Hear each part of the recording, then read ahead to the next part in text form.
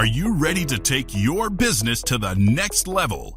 Every day there are countless books and articles that are published offering the key on how to make your business a success. It's easy to feel overwhelmed trying to keep up and run your business.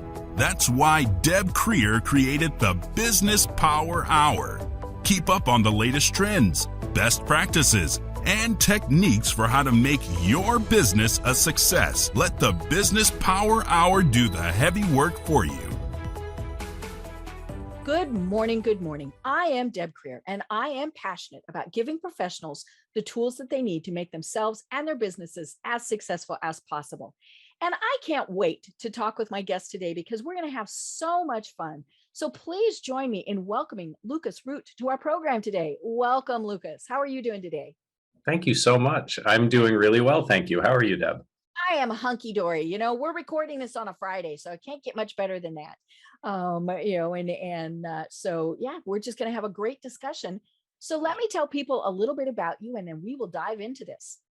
So from his strong roots at Fortune 500 companies and on Wall Street to developing smaller but powerful brands, Lucas Root has built a strong track record of successes that also includes many speaking engagements, podcasts, publications, and his best-selling Work From Home course. Whether leading business and projects for his clients or mentoring his clients to become empowering leaders themselves, Lucas is a heart-centered expert in business. Additionally, his passion to serve and support leaders in startups and entrepreneurship is at the forefront of the next wave of success and change in the world. So again, Lucas, welcome. Thank you so much. That was great. And yes, I am a punny guy. I love it. I love it. And, when you have a last name like Root, you just got to go with it, right? You just got to go with it. Otherwise, you might find yourself tripped up. Ha ha ha ha. This is going to be fun. I can tell, right? Yep. I can go all day. You're used to this. I'm sure I've had this name for a while. Starting about when you were, about 6 people started in? Mm-hmm. Yep. So how funny. I love it. Well, what I always like to start with is finding out how my guests got to where they are today and how they discovered that this really, at least for right now, is their passion in life. So tell us a little bit more about yourself. I love it. So I went to college. I got a good degree. I thought I was doing the thing that you're supposed to do. Mm-hmm. I went and got a great job on Wall Street, worked in mergers and acquisitions on the back end. So I was the guy that was putting together on the back end of a merger, trying to put these two companies together, figure out how to, which department on one side is going to work versus which department in the other, which people are going to be like the best people to fill in the new roles. Awesome work, also very stressful. Oh yeah. So I did this, and I did it for about 10 years. And after about 10 years, and this is actually a realization that I had this week, which is very cool. It happened and it's in my past, but it's a realization this week that's why I decided to become heart-centered. After about 10 years, my wife and I were throwing a party. And she worked at Food and Wine magazine at the time, and so we invited all her friends over. And I'm a very good cook, and I insisted on catering the entire party myself. And so all her friends from Food and Wine magazine, executives, yeah, exactly. They're coming to eat my food at my party. And we had a great time. It was a fantastic party. Amazing people. We're still very close friends with several of them. And as they were leaving, they all said, every single one of them, Lucas, this was amazing. You should write this down and share it in a blog. And these are executives at Food and Wine magazine who know their stuff, who really know their stuff. I'd never been told that before. And that moment was so impactful to me that I did that. I started writing recipes and sharing them online. And I became the urban paleo chef. So those of you who go and look me up, you'll find that in the very distant history of Google for my name. and I did that for 4 years, and I got to be very good at online marketing and building a presence, which has served me very well since the pandemic kicked off and I had to pivot, right? Right. But that experience of people saying, you have just impacted me with food. Mm-hmm. You, Lucas, you have just impacted me. Mm-hmm. That experience was so deep for me that it changed everything. Mm-hmm. My entire future changed in that instant. Wow. I was already a chef, you know, I was already great at putting together food, but these people were like, you've done a service, you've done something amazing, you need to share this. This is phenomenal. Mm-hmm. It's just, you know, it's just food. Like, it's just food. Mm-hmm. It wasn't just food. It was an experience. It was, it was maybe spiritual. It was, it was impactful. And I just wanted to serve more from that moment on. Mm-hmm. I love it. I love it. You know, and I really want to talk about being heart-centered. And I shared with you before we even started that in my notes, I've got it in all caps. Because you're one of those dreaded millennials, right? You know, and it's funny. I always love it when people are like, ew, millennials. And I'm like, oh, no. Now, granted, the millennials that I meet are through things like this. And so they are business people. They are, you know, incredible in so many ways. And I think a big part of that is, and, you know, anybody who goes, ooh, I always look at them and say, you realize you raised them, right? You know? And I think that is true. You know, us little baby boomers thought we need to, and now I don't have children, but, you know, we need to raise our children to be more conscious of the world around them, the impact that they are having. Yeah, we need money. We have rent we have to pay. We have mortgages. We want to buy the latest and greatest cool gizmo, all of those things. But there are other things that you can be doing in addition. And so talk to us more about what it means to be heart-centered and really how you have built your career now in doing that. Yeah. So that, as I said, that instant changed everything for me. And I'd forgotten, unfortunately. I mean, the change didn't go away in forgetting, but I had forgotten that instant was so important to me until this week. So I'm actually really excited to be sharing it again. It's fun.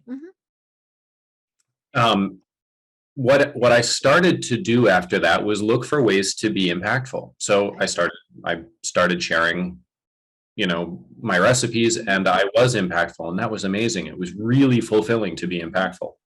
I got to the point where it didn't make sense to put more time into sharing recipes without making some money. So I started going down the path of making some money. And I realized that I didn't want to make money doing that. Very cool. Nothing wrong with that realization. So I folded up Urban Paleo Chef and I left it behind. But I had come to that point where I could make money. There was a path for that. I was impacting people. It was making a difference. I still now get several thousand hits a month. Wow. Not anymore several thousand hits a day where I've been there, but I still get several thousand hits a month on Urban Paleo Chef. And I haven't posted to that since 2016. So I started making these changes and looking for ways to be impactful. And so I started businesses on the side. And as that started to pick up, I realized that I wanted that to be more of my life. And so I started moving away from Wall Street and moving more towards this idea of I can be impactful in a way that's positive, that helps people, that lifts people up. And when I was on Wall Street, what I did was specialized and hard, and there aren't a lot of people who can do it, but there wasn't anything special about me in that job. And so the other people who can do it, you can cut me out and put them in, and it's just drag and drop. It's the skill set that is there and the knowledge. Exactly. And so my heart wasn't important. And we all hear at least about Wall Street being so cutthroat. Mhm. And I mean, Wall Street obviously serves its purpose. It does. And the reasons it functions the way it does is because it is so financially focused. Yep. So, as the idea that I can make money while I'm doing something that's positively impactful to other people and myself continued to grow inside of me, anything else became unacceptable. Okay. And so I launched my consulting business, and I started serving the Pokemon company, which is my largest client. I've been with them for 6.5 years. And they're, in their own way, they're 100% heart-centered. Wow. In their own way. It's unique to the business, it's unique to the product, but their focus is making children happy, which is what could be more heart-centered than that. Making children happy. I love it. I didn't see that, when Pokemon first came out. I didn't see that in the early 2000s. I didn't understand that they weren't just a business that was trying to make money, and that this was the way they figured out how to do it. I didn't get that. Now I do. So I launched my consulting business. I focused on businesses that are not just serving a purpose, but where their purpose is to make people's lives better. And it's important to realize you can be a flooring business and your purpose is to make money. Right. Or You have to function. You have to make money in order to continue doing business. Sure. But what I'm saying is you can be a flooring business and your purpose is to make money. And the way you do that is by putting in floors. Right. Or you could be a flooring business and your purpose is to make people love the space that they live in. And you make money by doing that. Right. Both of them are a business. Both of them execute a similar product. Right. But they do it differently and for different reasons. And that matters a lot. It does. Yeah. And I think that's the important thing to note, is that being heart-centered and serving, it goes hand in hand with making money, doing things like that. I always tell people, I spent several years working for one of the big behemoth nonprofits in the world. I worked for the American Cancer Society. Yep. And, and I volunteer for smaller organizations. I mean, all sorts of things. And I tell people, nonprofit doesn't mean no profit. We can't all be the Mother Teresas of the world. We have to have money in order to do what we want to do. And, she had money too. Yeah, she did, it's one of those things where, maybe your business isn't conducive to this, but maybe then you do other things, like you go and you do Habitat for Humanity. Your employees volunteer. I worked for several years for a very large financial services corporation, and our volunteer program was actually part of my job description. I mean, that was part of what I managed. And we had very formal volunteer programs where, people went on, it was, like a Habitat for Humanity build. We also had people who went and tutored 8th grade math students, because these were actuaries, and so that was their thing. And then we also had a giving program, a financial giving program, but, it allowed us to give back to the community. And so we weren't just this big financial company. It was, oh my gosh, I remember them. They did this, and the really important thing was it made our employees happy. That was of course key to this. Yeah, we want to belong to something. Humanity, not just society, not just one generation or millennials or a different generation. Like humanity, we want to belong to something. And we can belong to a church, and that counts as belonging to something. Right. Or we can belong to a very tight-knit group of friends, and that counts as belonging to something. Right. When we're at work, we belong to the culture of work. And if that culture is a culture of service, then we feel like belonging to something is in service to humanity, and that matters. Right. Yeah, we're really going off topic here. This is a fun discussion. I think the pandemic has obviously made many companies rethink because they've had to. It wasn't just that, you had everybody in an office and one day a week you went and did such and such. Now you have people scattered all over everywhere. I mean, they can Yeah. be scattered around the world. And so companies are having to find different and unique ways to still have that culture of giving. And it's been interesting to kind of watch and see how companies are doing it, whether they're still trying to get everybody together, or they're saying, hey, you go do it on your own and you report to us. I mean, all of those things. I think, again, they still realize that is so very important for someone's heart and soul to be doing that. Yeah, 100% true. Interesting little piece of data for your listeners. Charitable giving last year went down by 41%. Whoa. Huge drop. The largest drop, I think, since the Great Depression, but I might have that particular fact wrong. But an enormous drop, 41%. What that tells me is all corporate giving continues and all personal giving stopped. Right. And that's just an assumption. Right? But it seems to make sense. If people are at home and they don't feel like they're belonging to something, they don't feel like they're showing up, they're probably also not shelling out. Right.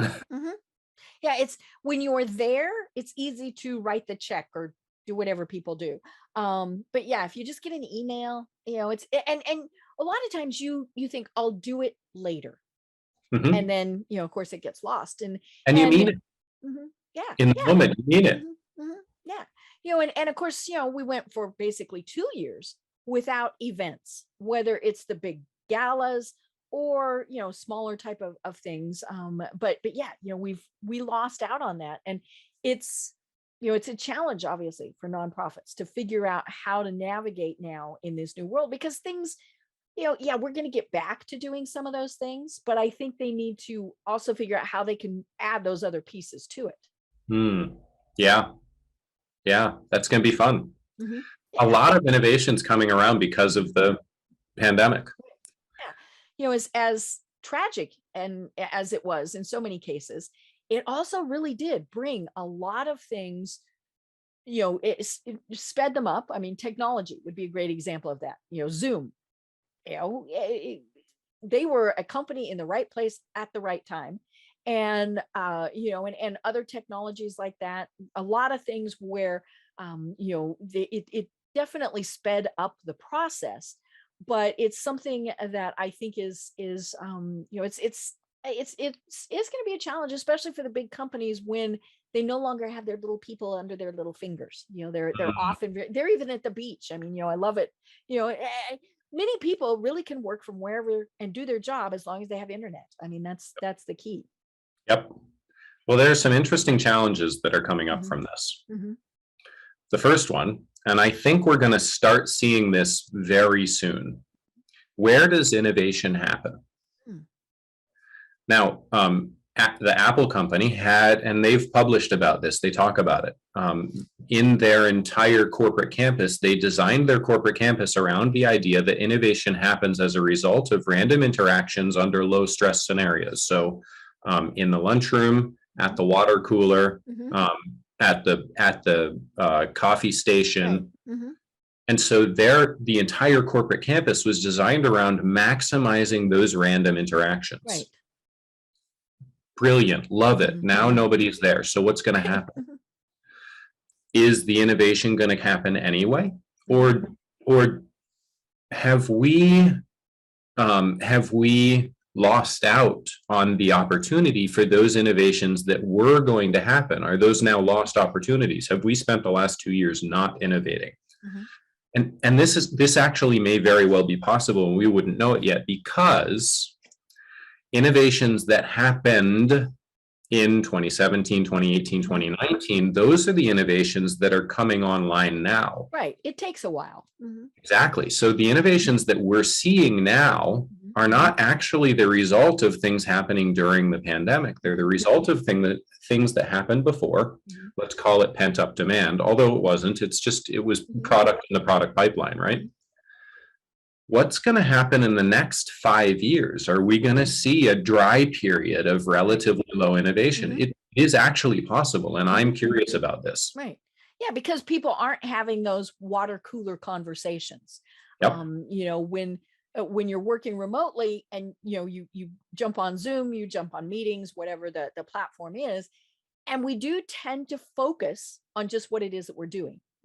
So it's made us obviously more productive, but we are missing that chit chat. Is maybe and just the hey, what ifs? Have we thought about all of those type of things? Yep. So I have this question in my mind, and I don't personally have a good answer to this. Maybe you do, maybe your audience does.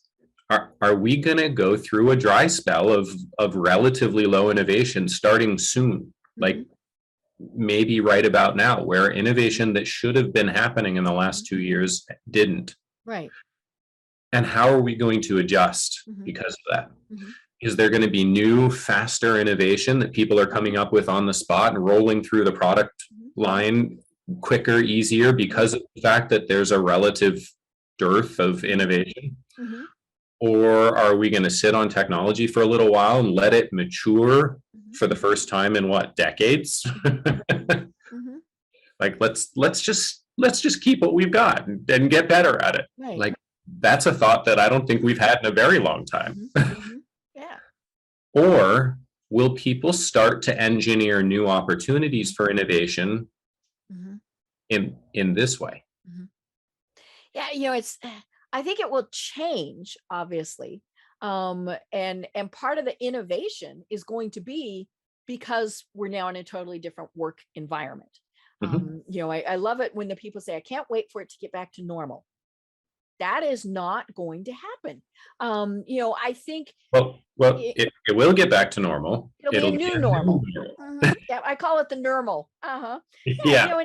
And then we'll change again. I mean, things happen. And so, it's one of those things, because I think, I was thinking about this the other day, all these companies who have gone 100% remote or fairly remote, I mean, not even a hybrid, I think they are going to discover that once things have calmed from a medical situation, whenever that happens, they're going to see the need to have their employees back in. It's great that people can work from home. I think, that's one of the big things for the Great Resignation is when people are saying, like Amazon, hey, we need you back. I mean, all of those. But I think, I think it is specifically because of that innovation question. They need people back in the offices, not so that they can control them. They need them for that social interaction where they're saying, and maybe it's not innovation, maybe it's just things like, one of the things I've heard people say is, we really miss just being able to go to the next cubicle and say, hey, what about? Because if you have to stop and schedule a meeting and yada, yada, yada, you don't do it. I think companies are going to say, okay, we need you back in. I think it is going to be a hybrid. I think companies, because employees, let's face it, and we'll talk about your work from home programs that you offer. I think many of them really have said, we like this. I tell people now, I've worked from home for over 20 years, but I love the fact that I really don't have to put shoes on. And I can work at varying points in time. I think businesses have discovered, hey, as long as you get the work done, we're not going to tell you, obviously, it depends on what you're doing, but it doesn't have to be from 9 to 5. If you work really well at 11 o'clock at night and you're getting your job done, fine, work at 11 o'clock at night. So, I think, 100% back in the office for many companies is just not going to happen. But I think it really is, it's exactly to your point. They're going to want people back in for those spontaneous interactions that happen. Yep. And it matters. There's innovation, and then there's sort of the work productivity grease of co-location. And people talk about this often. Like there is actually a meaningful value add to co-location. So you got half your team in Switzerland and half your team in, let's say Texas. it makes business sense to spend money for travel so that those people can sit together some of the time. Not all the time, but some of the time. Right. That co-location work productivity grease, like it just picks up and it lasts for a little while. Right. 2 weeks, 3 weeks, a month, 3 months, however long it lasts. We have, we figure this out. It's our job. Like we figure it out. Yeah. And I think it's, obviously with technology being able to see each other with the video concept, that has dramatically helped.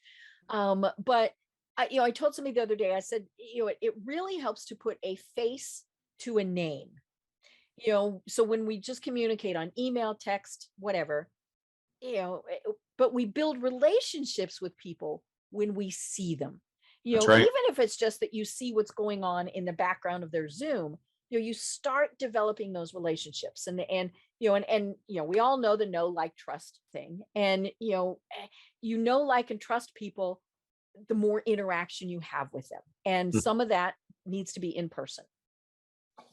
I agree. So there's that.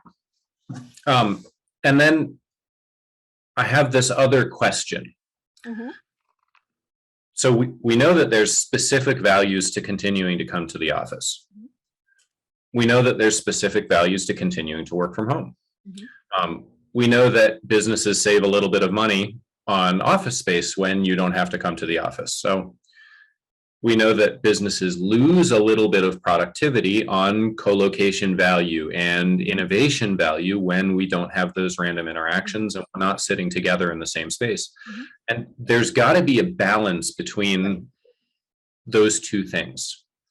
But the balance is not necessarily 100%. The balance is not necessarily 100% working from home, and it's also not necessarily 100% working from the office. So the new normal, the normal, my prediction is that the new normal is going to be a hybrid approach. It's going to be, 2 days in the office a week, or a week a month, maybe. It's going to be some of the employees are in the office all of the time, and the rest of the employees come into the office some of the time. It's going to be in person for town hall day. But the rest of the week, you all can stay working from home. I'm guessing, I'm spitballing. I'm not sure how I will do it. Right.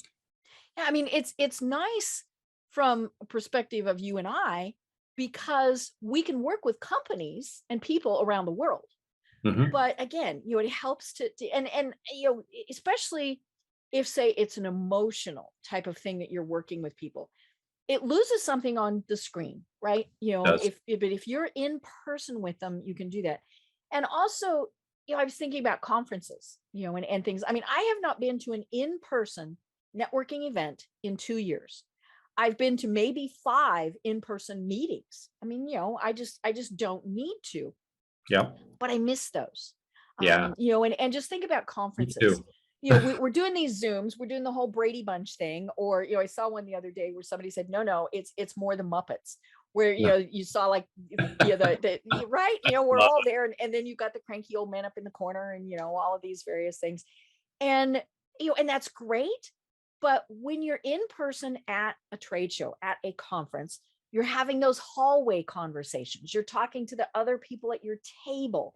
And and now granted, the technology is evolving. Zoom is trying to incorporate some things like that. And so that's going to be interesting to see how they do that. But, we need that, that's, it's, and so it's great, to be able to attend an event that's 4,000 miles away. But what am I missing out by not talking to somebody in the hall? Huge. It's huge. I've frequently said the value of conferences is in the hallway, right, or the lunchroom, or the coffee. And typically, don't serve very good coffee, so I'm not talking about the coffee. Yeah. Well, that's because you're a chef.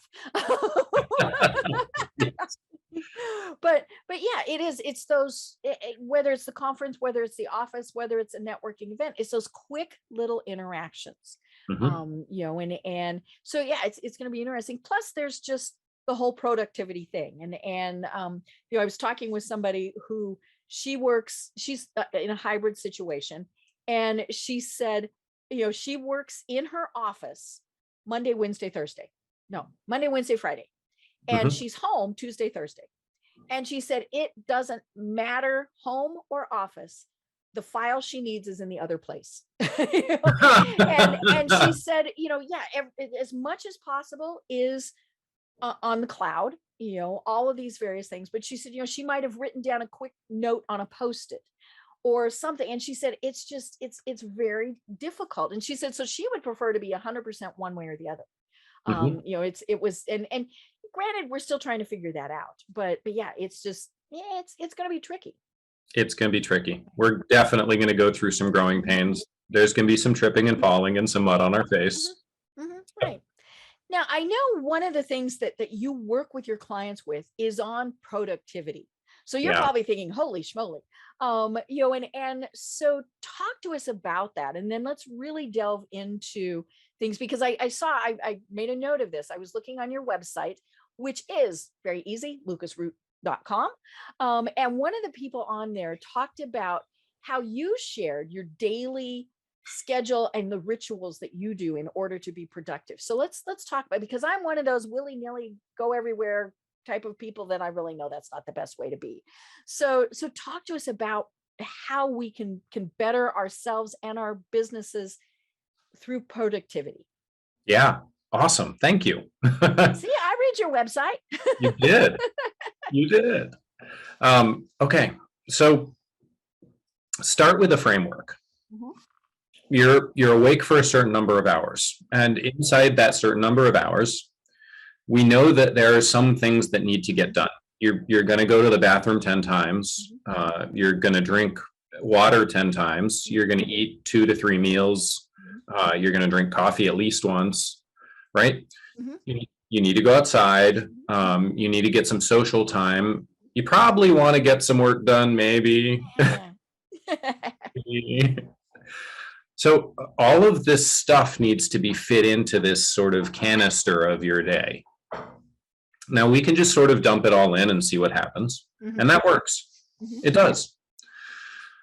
What I'd like to tell my clients is we don't use a schedule to get to the things that we have to do. We're going to get to those anyway.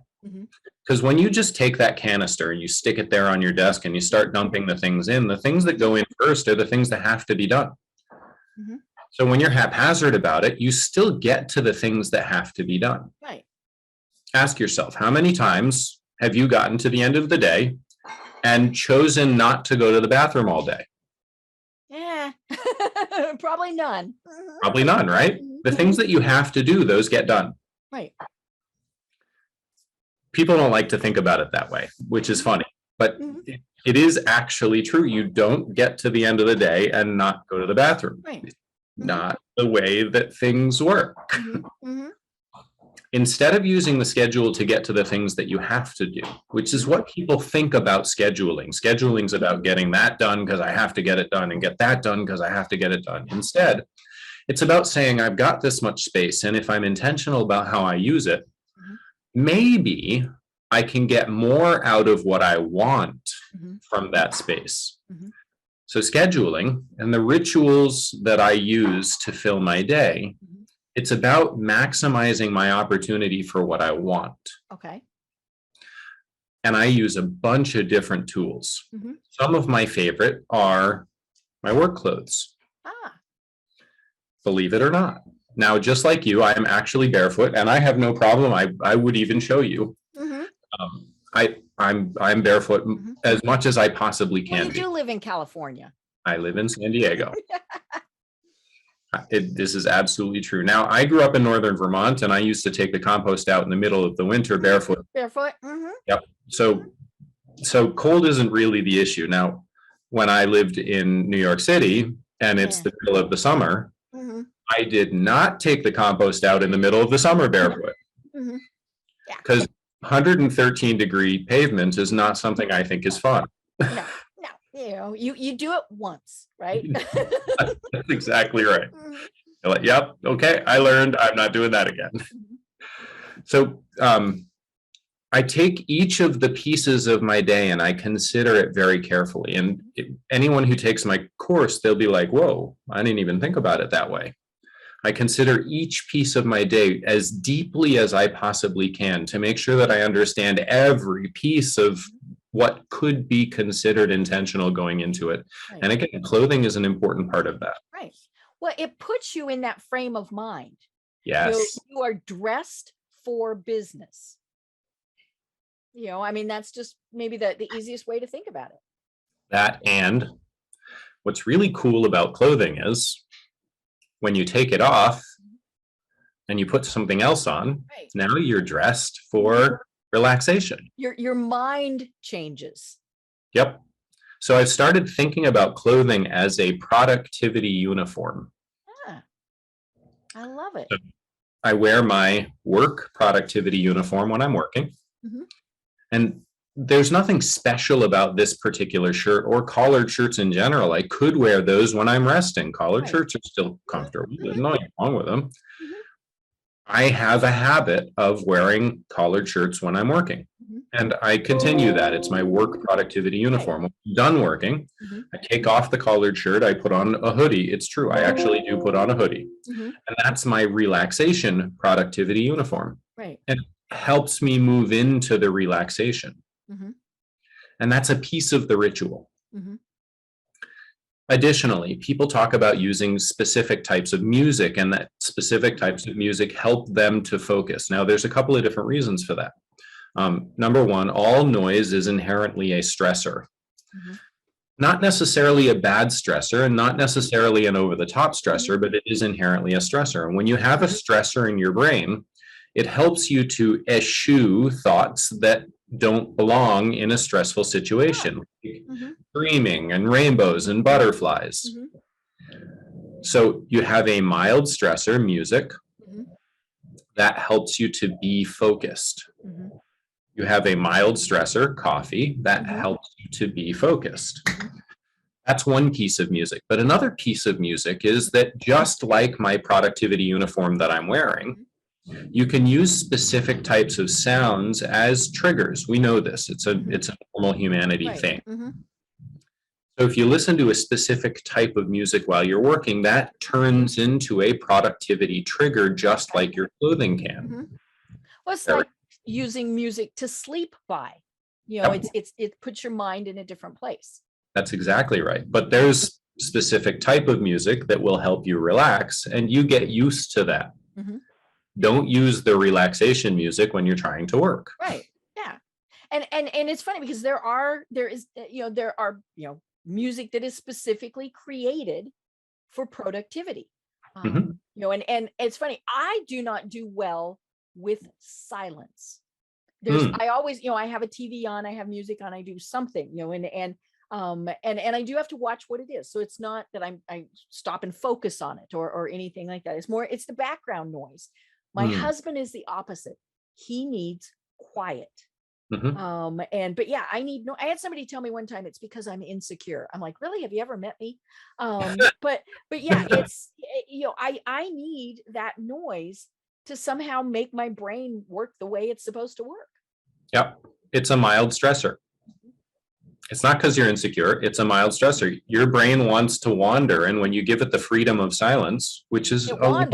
lovely blessing, it will wander. Oh yeah, I'm like squirrel, right? Mm-hmm. Exactly. There's nothing wrong with that. That's perfectly healthy. And music is a mild stressor, or, the TV in the background is a mild stressor. Mhm.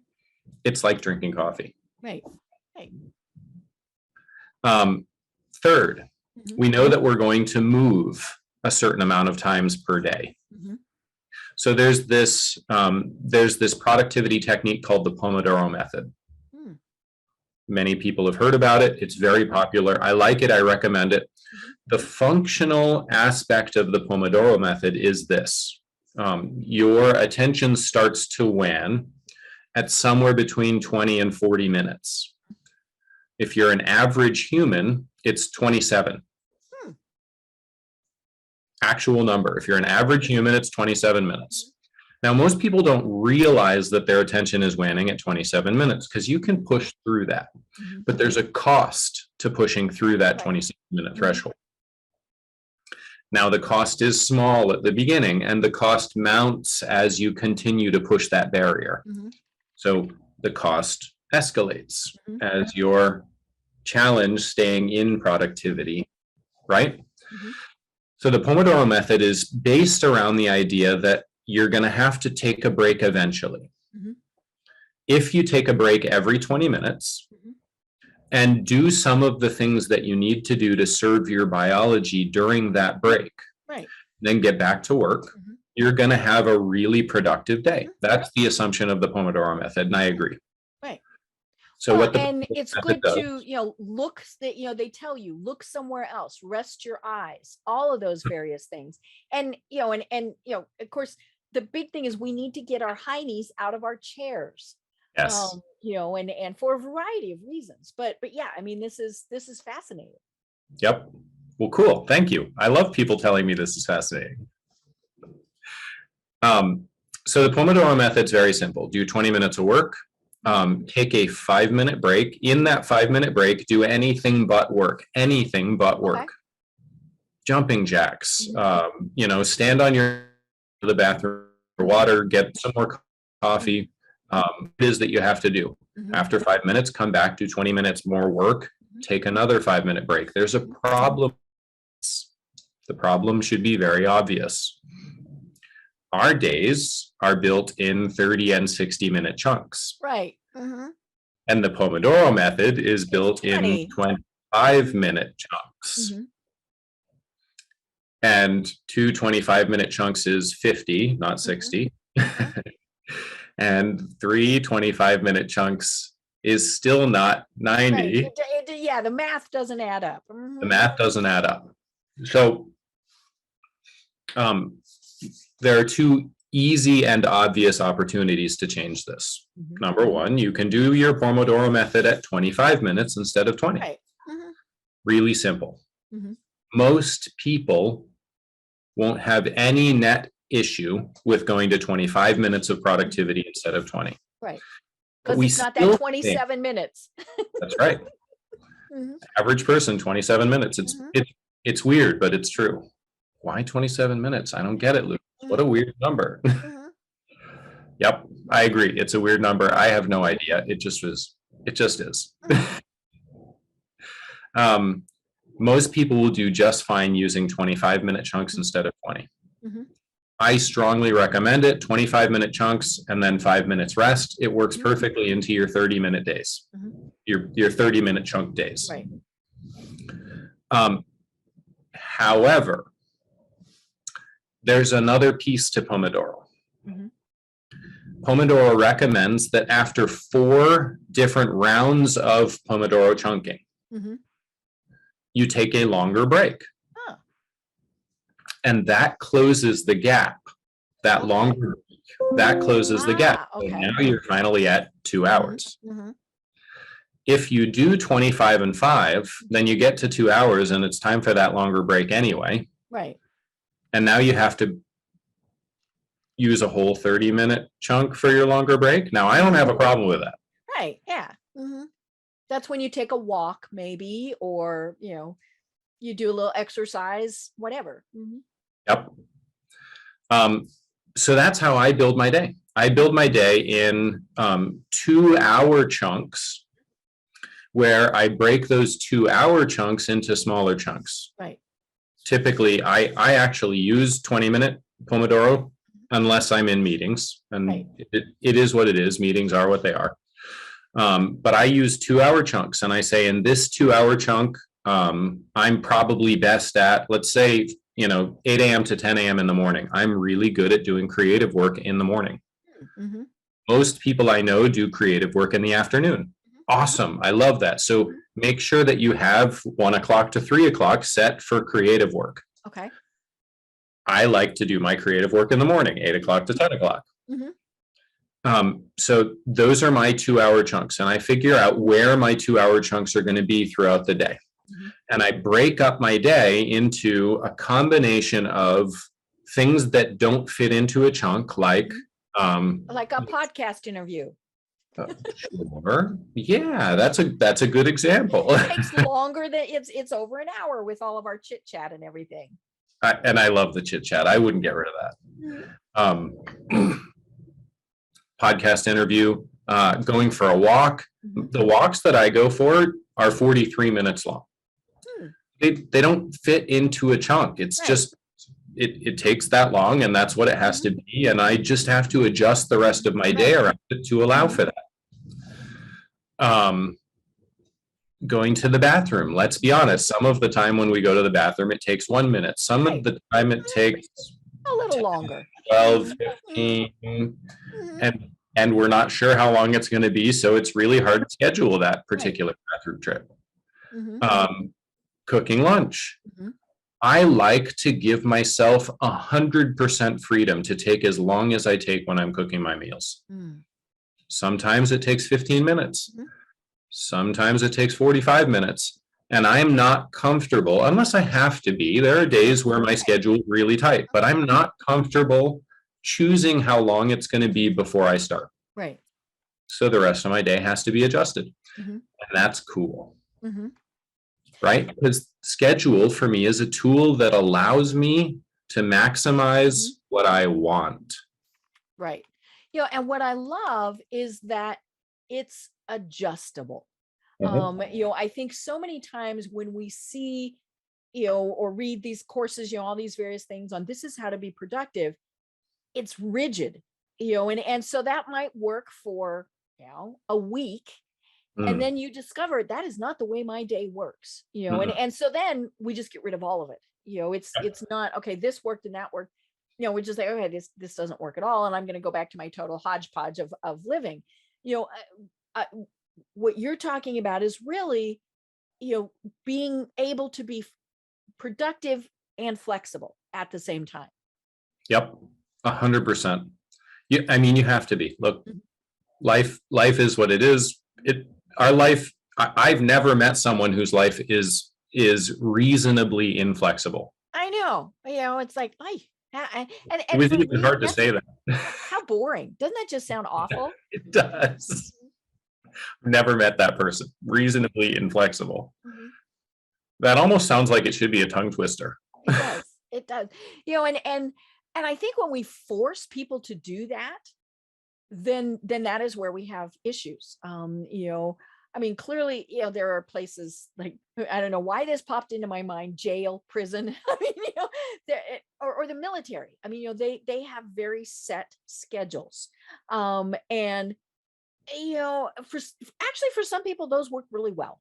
You know, they just have that mindset where they need to know what they're doing at 3:10 p.m.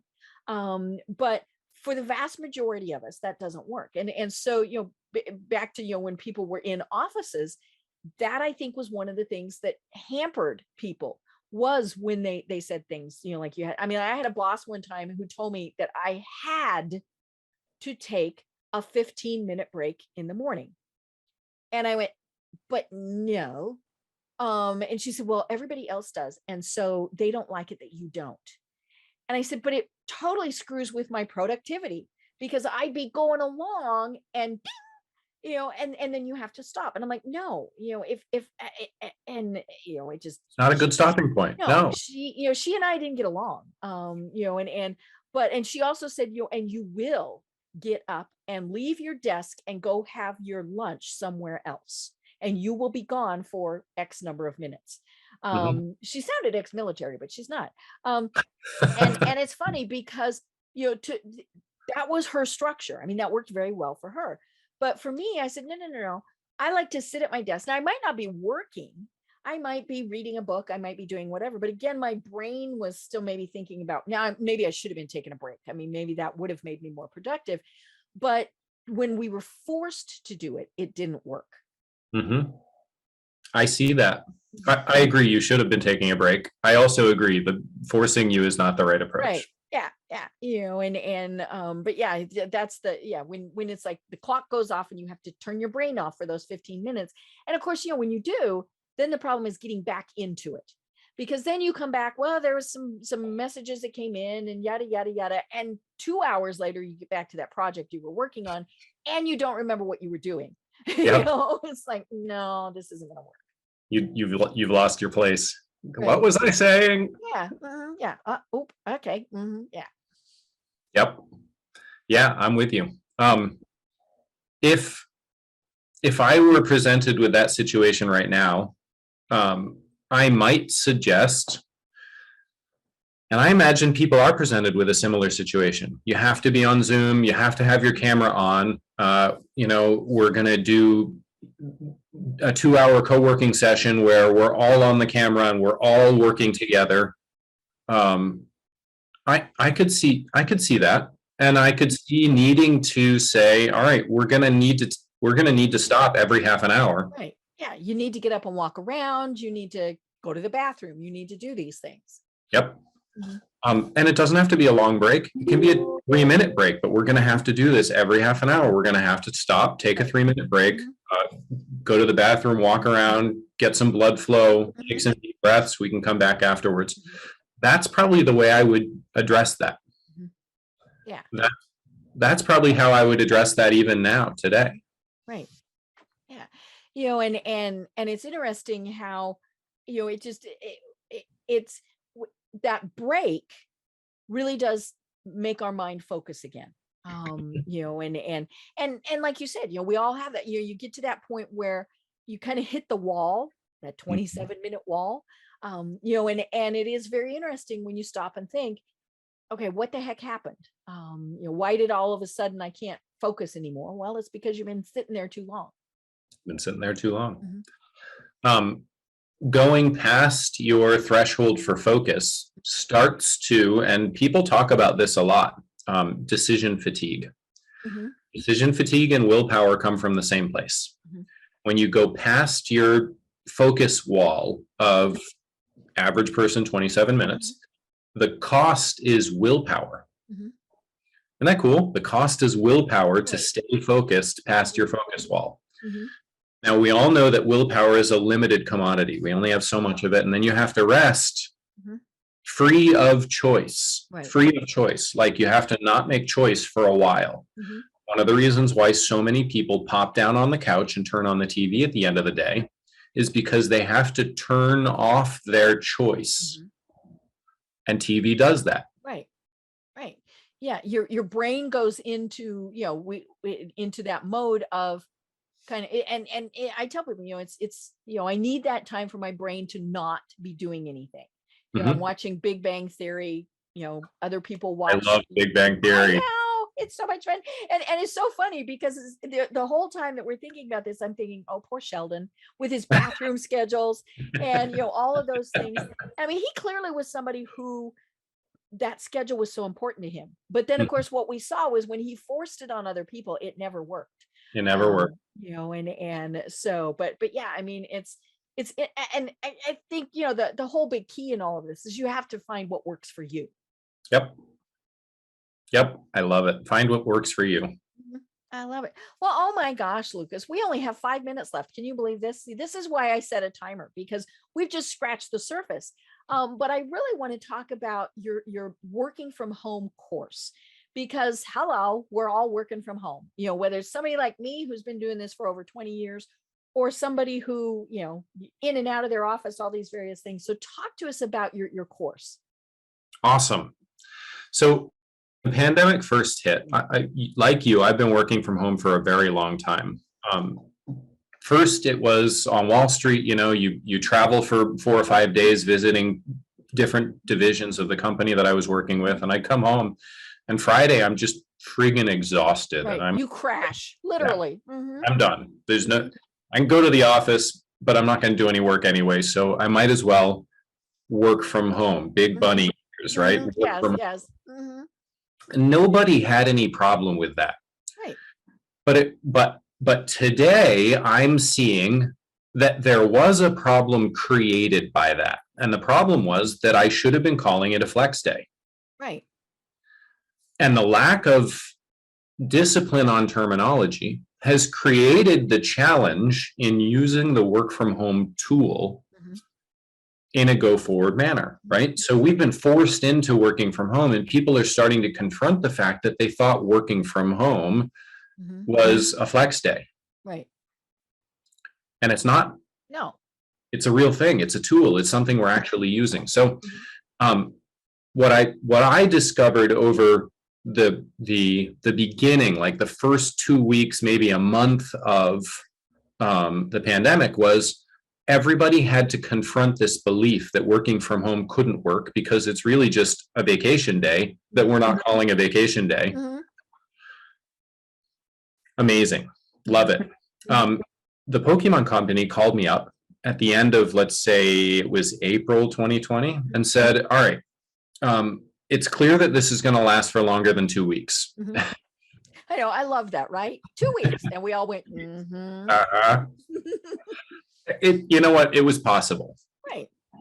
It was actually possible. That's not the way it it wasn't going to happen here. Yeah. So they called me up at the end of April. All right, it's going to last longer than 2 weeks. We don't know how to educate our staff. I'm so impressed with them for having done this. We don't know how to educate our staff on how to turn working from home, with the big air quotes, into an actual tool that we can use. Yeah. Would you mind working from home? Exactly. Would you mind putting something together? And I said, I would love to. I spent a week thinking about it. How do I make working from home actually work? You know, how did I transition myself from flex days into a successful consultant who doesn't have an office? And I spent some time thinking about it. And then I realized that when you go to the office, there is actually a functional engineered day. It's an external structure, kind of like Sheldon likes to impose on his guests. But there's actually a lot of value to that external structure. So I put together this course for them.